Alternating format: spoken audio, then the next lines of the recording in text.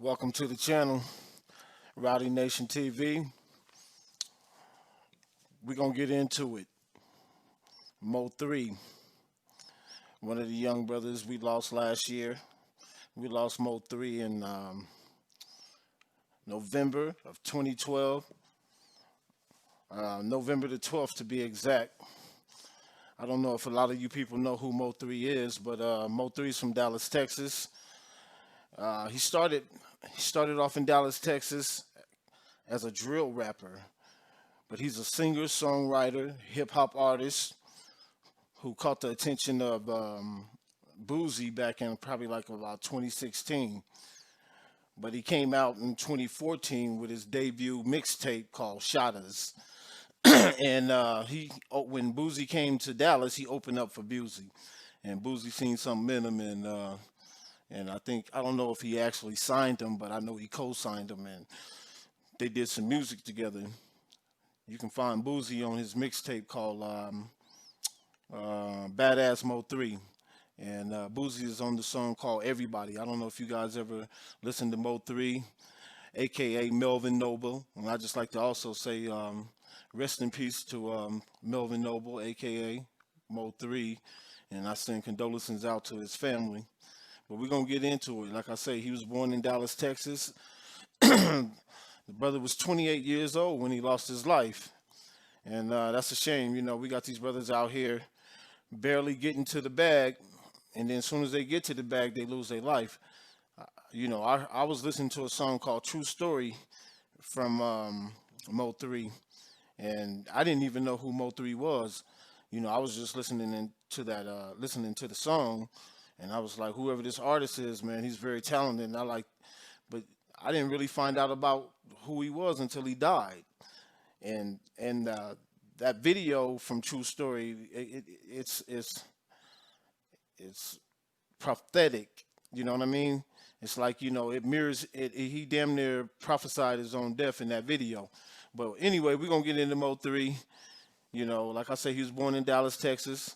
He was 28 years old when he lost his life back on November 12th of 2020.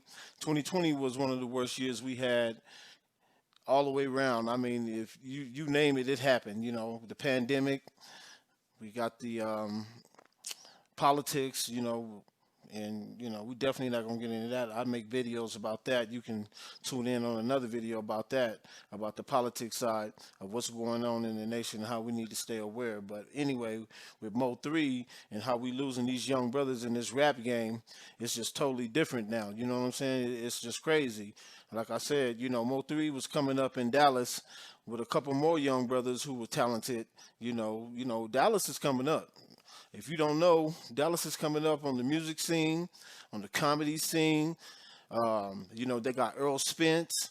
He's the 147 pounder champion in boxing. He holds two belts. You know what I'm saying? He's trying to unify, and all these brothers are coming up out of Dallas, Texas. So you got rap, you got comedy, and you got sports, you got boxing, and of course y'all know Dallas, Texas.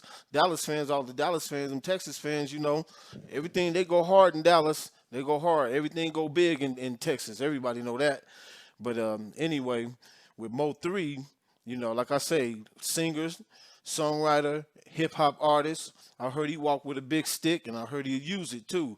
5'6", 165 pounds, but people say don't get it twisted. He's about his business.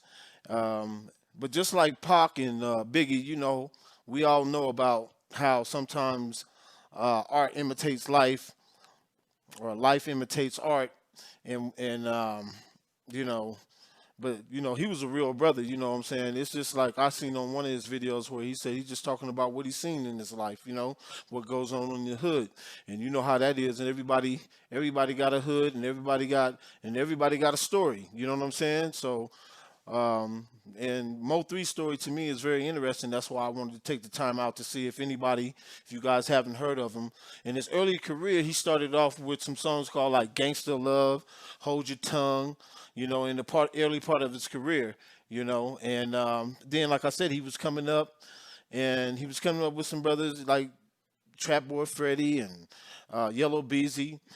Actually, I think they were cool together before, they started beefing with each other. You know what I'm saying? They start beefing with each other, going back and forth on the internet with each other. And from my understanding, I think it is Mo 3 was cool. Like I say, they were coming up on the comedy side and everything. You got a brother named Roy Lee, who was cool with Mo 3.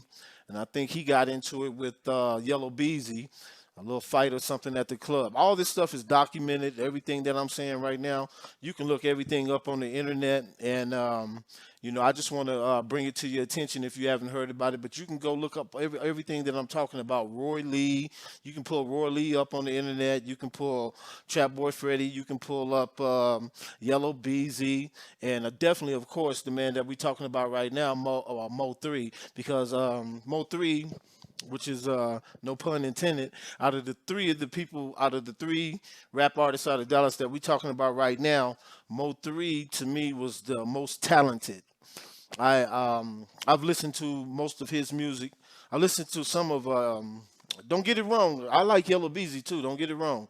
And Trap Boy Freddy, I'm just now getting really introduced to his music. But these brothers go back, man. They got videos, man, and of them going back and forth, and it's just deeper than what I'm explaining to you right now behind the scenes. We just fans. I'm a fan from the outside looking in too, and if you ain't, you need to get online and pull up some of this stuff.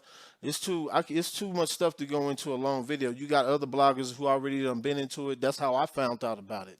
So if you guys want to take the time to get on the internet and go out there and check some of this stuff out, just like I did, you know what I'm saying? You even got Dallas bloggers who blog about this stuff that are going at each other's heads. You know what I'm saying? You got different bloggers who are going at each other's head on different about this information and that. Spiritual readers and all kind of crazy stuff that's going on right now down there in Dallas, Texas. But Mo 3, like I said, was one of the most talented rap hip hop artists coming up last year. Like I said, in 2020, we lost a lot of hip hop artists, and we're gonna get into it. And Mo 3 is the first one I'm gonna start with. You know what I'm saying? And like I said, him and Boozy have been doing mixtapes and stuff together, and Boozy is a co-sign for this brother. And actually, I think if Mo 3 wouldn't have got gunned down, I think he would have been surpassed Boozy, honestly, because he had that double bang. He could sing and and he was funny too. You hear him talk, he can talk to man, he get on man, he funny, man. He get on there and he talk that shit, man, and you know what I'm saying? Short though, but people say don't get it twisted. I don't know what it is with these brothers, these short brothers, man.